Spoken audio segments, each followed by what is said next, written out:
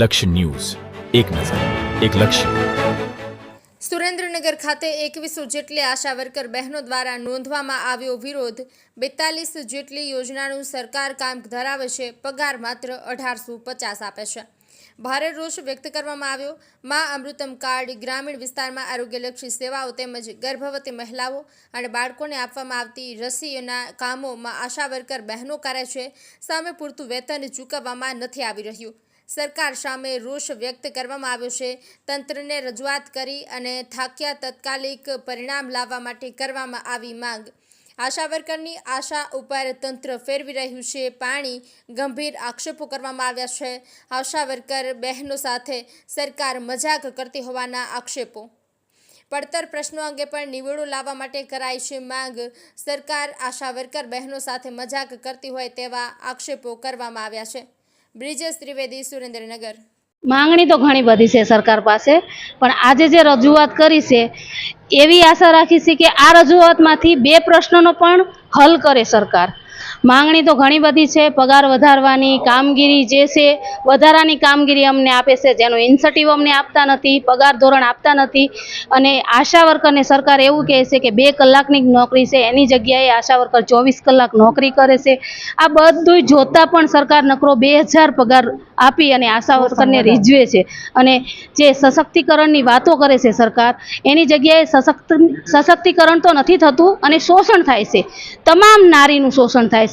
જે પણ આશા વર્કર, આશા ફેસિલિટેટર છે અને જે પોતાની ફરજ બજાવે છે એનું પૂરું શોષણ કરે છે સરકાર.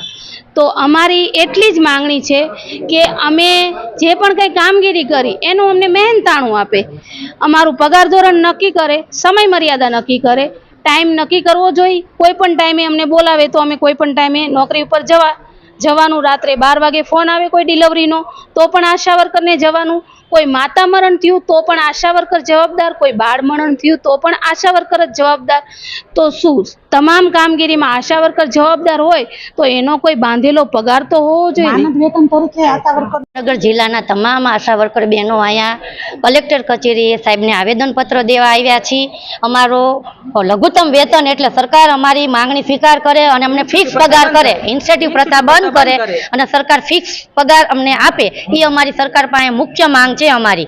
બીજું, માતા મરણ, બાળ મરણ, રસીકરણ, કિશોરીને પેડ વિતરણ, મેલેરિયા સર્વે, ડેન્ગ્યુ સર્વે, ટોટલ 42 જાતની યોજના ઉપર સરકાર અમારી પાસે કામ લે છે. એ સિવાય 2017થી ચાલુ છે પીએમ આયુષ્માન પ્રધાનમંત્રી યોજના, PMJY કાર્ડની યોજના. 2017થી અમે આશા વર્કર બહેનો ઘરે જઈને સર્વે કરી છીએ અને બધાને લાભાર્થીને કાર્ડ વિતરણ કરી છીએ, કાર્ડ આપી છીએ.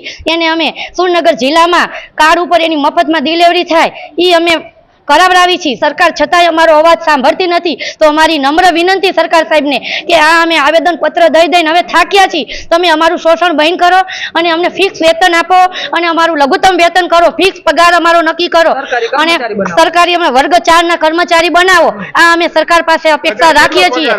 અત્યારે અમને ઇન્સેન્ટિવ ઉપર ખાલી 1885 લોકો ફિક્સ પગાર આપે છે. બાકી એમ કે આ 50 રૂપિયા ને 100 રૂપિયા ને એવું અમારું એ લોકો વેતન આપે છે. સંપૂર્ણ રસીકરણના 100 રૂપિયા. હવે આ તો કોઈ વેતન કહેવાય? 100 રૂપિયા એટલે મામૂલી બજારમાં જાય તો 500ની નોટ જોઈ છે. તો સરકારે આ વસ્તુ અમારી સાંભળવી જોઈએ અને અમને ફિક્સ વેતન અને લઘુત્તમ વેતન આપો. આ જ અમારી માંગ છે સરકાર પાસે. અમે એક આશા વર્કર છીએ, સરકાર પાસે આશા રાખીએ છીએ કે અમને લઘુત્તમ વેતન આપે અને ફિક્સ પગાર આપે. આ જ અમારી માંગ. જય ભારત, જય હિન્દ, જય ગરવી ગુજરાત.